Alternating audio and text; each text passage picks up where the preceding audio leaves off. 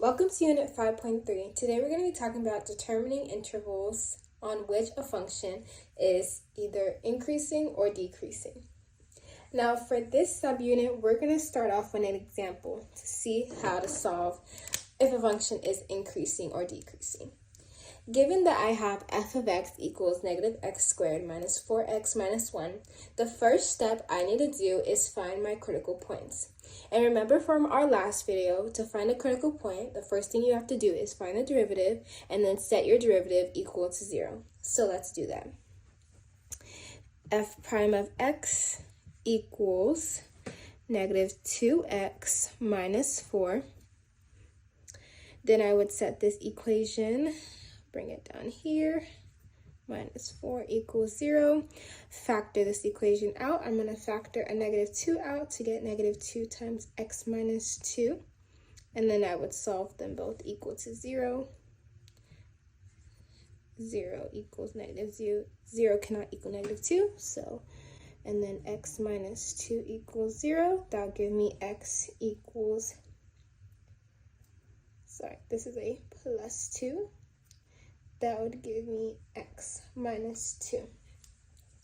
So after doing this, I have a critical point of x equals negative 2. Now let's move on to our next step. Now the next step we have to do is that we have to create a table. So in between our x values, the derivative must be a positive or a negative. And to do this, creating a table is an easier way to visualize or to see which part of the interval is increasing and which part of the interval is decreasing. Now, it is very crucial and important to remember that when you're setting up your table, your top will be your x, but your bottom will be your sign of f prime of x. Very, very crucial so that your sign is, you're using your f prime of x function or your derivative function to answer this question, because when you're talking about increasing or decreasing on an interval, you're talking about your derivatives. You will learn more about this in the later units. So we will take our x values or our critical points that we found in our prior step, and we would put it on the table. So we have negative 2 as our only critical point, so we would put this in the middle.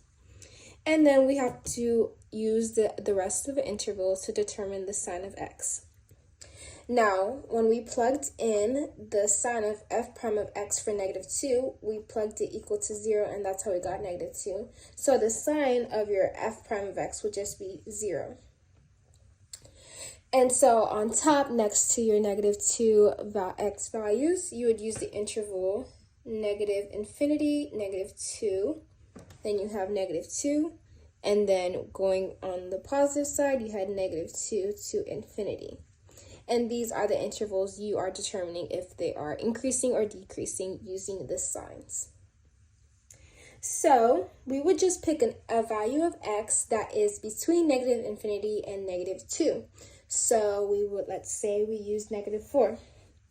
I would just plug in negative 4 to my f prime or my derivative function, and I would just solve like I would usually do, and that gives me a positive 4. So the sign of my f prime of x in between this interval of negative infinity to negative 2 is a positive. And then we would plug in a number that is in between the interval negative 2 to infinity. The easiest number to do in this interval is 0. So I would just plug in my 0 into my derivative formula. And that would give me a negative 4. So my sign of this interval is a negative. Now let's look at our final step.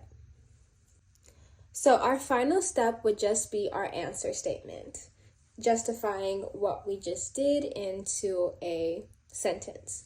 So for this interval, we would say that f is increasing